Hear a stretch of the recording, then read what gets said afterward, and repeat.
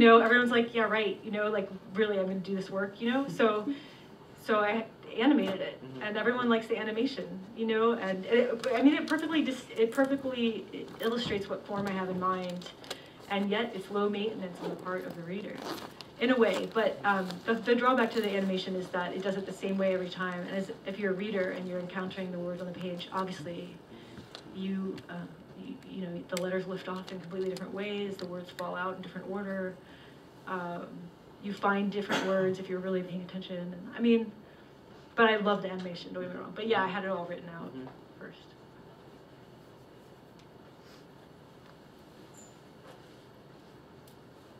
Do you have a name for what you do? Me? Yeah. Is there a name for this? Oh, I call it a kinetic poem, so it's in motion, text in motion. But I didn't come up with that. Other people write kinetic poems, maybe. So yeah. Yeah, in the back.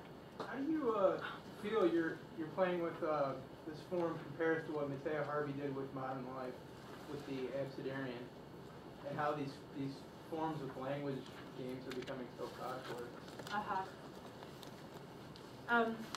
Well, I really do like games, and it has a lot to do with how I write. But I guess that I read a lot of like Oulipo works, and especially just the Oulipo compendium that has a list of all the possible games they played, and work from there. And Matea has the same sense of play with language too. It makes it, you know, kind of easy to approach language as a material if you're thinking of it in game form, and then you're not so under pressure to like produce this super meaningful poem, although they are meaningful when you produce them, you know, but you're not under pressure from the beginning. You don't know where it's going, as you shouldn't, and you kind of have to see what the material wants to do.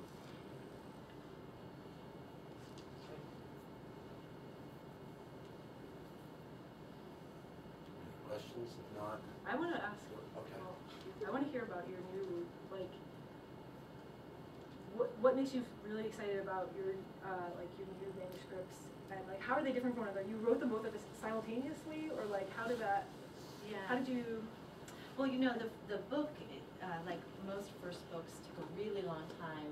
Well, when I left graduate school, I was an awful poet, so that's part of it. It took me a long time to get, you know, to be a good poet, and then I had to write a good book, and so that took several years. And so, and then it took a long time to find someone to publish it. And during that time, I was trying to get it published. I was writing new poems, and then so the Trees Outside the Academy, a lot of it I wrote while I was trying to get the other book. And then when they took the book in like 2006, and late So how many 2006, years? like 2.5 years, because it was like late. Yeah. So, but the newer book, the Happy Trigger book, I wrote fairly quickly because I did want to write. I read Ariana Reines' second book. Do you know? I don't know. She wrote the Cow. What was the name of the second book? Does anyone know? I only know the Cow. The second book is fantastic, and it's got this. It's almost like an Erica Jong kind of quality to it. You know what I mean? It's very like 70s feminist. I love it, and I thought, wow, she's like 20 years younger than I am or something. And I read it, and I thought, wow, this person is really tapping into something interesting, like sort of reimagining feminism, but like bringing back some really. So I thought that's an interesting way of, rather than trying to restructure feminism, like maybe revive sort of notions of 70s feminism, which I thought were really fabulous anyway. And so that's where that book came from. Okay. And that one had, and actually both of them, when I wrote The Trees Outside the Academy, I was reading Ovid's Poems of Exile. And so that notion of like, I mean, it's a kind of awful conceit of feelings, exile from the city, but also exile within the city. So a lot of the poems are about confinement. And that's what it was. Is that it? Oh, yeah. So you mentioned that when you left graduate school, you were not a good poet. Yes. And I think you have some fantastic poems that you write tonight. Thank you. How do you know when it's a good poem? What's your criteria? You know, I had when I was very obnoxious too. I thought I was the best poet in the world. That's the worst poet. I thought I was a fabulous poet.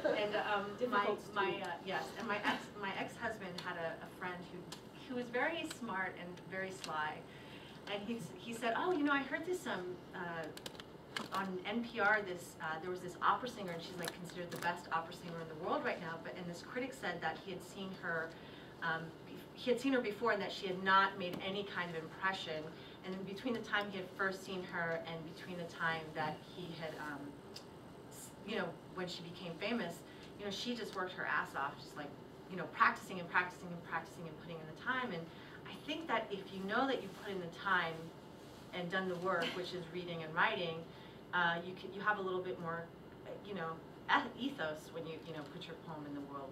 I think that you just have a kind of confidence that you can say, you know, I've done the work, I've done, you know, the exercise, and now I read enough to sort of know. When you read enough, I think you can kind of, you get better at assessing your work. And I did all kinds of, I was telling someone today, I did all kinds of crazy things while I was trying to, you know, while I sequestered myself in my apartment in San Francisco trying to get better as a poet, because I knew I needed a lot of work. And I told someone that I kept a revision journal where every time I would revise, I would like write pages and pages of why I made this choice and why I made that choice. So it was very like an internal process of and I don't know, you know, as I was reading this, I was like, oh, that was a terrible choice. You know, like I'm constantly, you know, rethinking my choices. But realizing, I think that the first draft isn't the last draft is a tough thing to learn. And the 10th draft and the 30th draft and the 50th draft isn't the last draft. That's a hard lesson to learn. But once you learn that, I think it's easy to kind of say, the work is in the revision, it's not in the production. And I think that helped me a lot. Thank you. Thank you so much.